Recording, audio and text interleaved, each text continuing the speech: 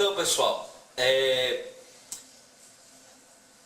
lembrando, hidroxila ligada a carbono saturado, a gente chama isso de álcool, certo?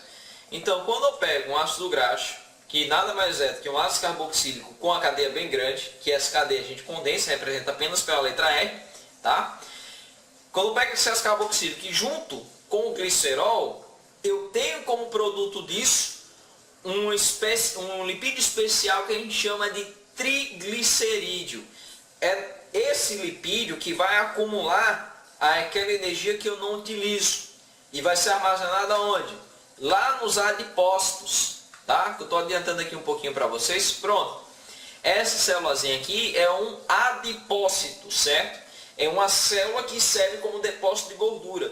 E toda essa gordura aqui, ela está na forma de um triglicerídeo. E aqui nós temos uma visão e um corte de um tecido conjuntivo do tipo adiposo, certo? Isso aqui a gente está vendo um microscópio óptico. Então, voltando lá para a molécula. Quando eu pego esse ácido graxo junto com o glicerol, eu formo um triglicerídeo e 3 moléculas de água, tá? Aí note o seguinte, aqui nós temos a forma de um triglicerídeo. Veja que a primeira função orgânica que eu falei para vocês, os hidrocarbonetos, constitui a maior parte dessa molécula, tá? Então, essa ruma de repetição aqui de hidrocarboneto é o que a gente representa lá como sendo a letra R, né? Como sendo o radical R, a cadeia lateral R. E ao mesmo tempo você consegue observar que essa molécula é basicamente formada por 3 unidades. Por isso que a gente chama de quê? De triglicerídeo. Basicamente, falou em lipídio. Tu vai se lembrar que o lipídio ele é constituído pelo quê? Por uma cadeia longa de hidrocarboneto, certo? E pode ou não haver uma função especial. Que função especial é essa que eu estou falando para vocês? É a função do tipo éster. Emanuel, o que é a função éster? A função éster é essa que eu estou destacando aqui para vocês. Ó. Tá vendo que eu destaquei novamente o C dupla O? O C dupla O, ou seja, no caso a carbonila, está ligado a um átomo de oxigênio e esse átomo de oxigênio está ligado a um carbono. Note que toda vez que eu tiver um oxigênio, qualquer outro elemento entre carbonos, eu chamo ele de um heteroátomo, tá? Isso na química orgânica. Mas aqui o que importa para a gente? Saber que quando eu tiver esse C dupla O ligado ao oxigênio e ligado a outro carbono de novo, eu tenho uma outra função orgânica que a gente chama de éster, tá? Então, C dupla O ligado a carbono, você tem uma função orgânica do tipo éster. Se não tiver, note, se não tiver essa dupla O aqui, a gente considerar apenas isso, eu vou ter outro tipo de função orgânica, que é o éter, tá? Que para bioquímica não importa muito, tá bom? O que importa mais para bioquímica, que a gente viu até agora, são os hidrocarbonetos, os álcools, os ácidos carboxílicos e o éster, beleza? Éster.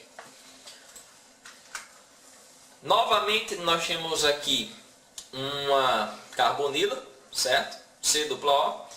E aqui, pessoal, note que toda vez que eu tiver essa representação por bastão, em cada pontinha é um átomo de carbono, tá? Esse carbono aqui está ligado a um oxigênio que está ligado a uma hidroxila. Se eu não representar a letrinha do elemento, é porque é um carbono, beleza? E aqui a cadeia lateral R, que é a repetição de quê? De CH2. Até o final da cadeia, que a gente vai ver lá na química orgânica, que quando tiver no final vai ser CH3, que esse detalhe não importa pra gente nesse momento, beleza? Chama que vem. Aminoácido. Pronto, o aminoácido já é uma molécula que vai compor uma substância orgânica, mas lá na frente, que é a proteína, tá? Então, o aminoácido é o quê? A junção de duas funções orgânicas. Essa primeira função orgânica que vocês estão vendo aqui, que eu estou apontando para vocês, é uma amina. O que é uma amina? Nitrogênio ligado a carbono saturado, tá? Se eu tenho um nitrogênio que está ligado ao carbono que só faz ligação simples, isso é uma amina. Essa amina vai estar ligada a uma outra função orgânica que você já sabe qual é. Que função orgânica é essa? Fala ácido carboxílico. Muito bem, é um ácido carboxílico. Então, o aminoácido, ele é basicamente formado pelo quê? Por um grupo amino, que é esse daqui, ó, que tem o nitrogênio ligado a esse carbono, que a gente vai chamar de carbono alfa, certo? E eu vou ter também um ácido carboxílico ligado a esse carbono alfa, certo? Também ligado a esse carbono alfa, vou ter uma cadeia lateral R e um átomo de hidrogênio. Isso aqui é a composição básica de um aminoácido, beleza? Para formar uma proteína, ele faz um tipo de ligação especial que a gente chama de ligação peptídica. O que acontece nessa ligação peptídica? Você pega a hidroxila do ácido carboxílico de um aminoácido, certo? E vai unir ela com o hidrogênio do grupo amina ou amino de um outro aminoácido, certo? Juntando OH com H, vai resultar, essa união aqui vai resultar em água e uma nova função orgânica, que é a função que a gente chama de amida, certo? Que está representada aqui. Emanuel, qual é a diferença da amida para a amina? Muito simples. Note aqui nessa molécula. Na amina, eu tenho nitrogênio ligado ao carbono que só faz ligação simples. Nesse caso, eu tenho um nitrogênio que está ligado a um carbono que faz uma ligação dupla com oxigênio. Essa é a diferença básica entre uma amina e uma amida, certo? Aí note lá o seguinte, quando esses dois aminoácidos vão se unir, eles formam uma molécula que a gente vai chamar de um dipeptídeo. Só que a partir de 20 eu chamo de polipeptídeo. A partir de 20 aminoácidos ligados eu chamo de polipeptídeo. E se eu tiver mais de 200 aminoácidos, aí eu chamo de quê? De uma proteína.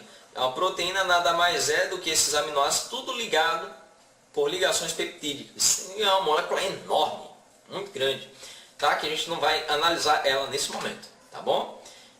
Então repare o seguinte, para fazer a ligação peptídica, eu libero uma molécula de água e para desfazer eu faço o quê? Eu jogo água de novo. Ou seja, para ligar, para fazer essa ligação peptídica, eu simplesmente retiro o quê? Uma molécula de água.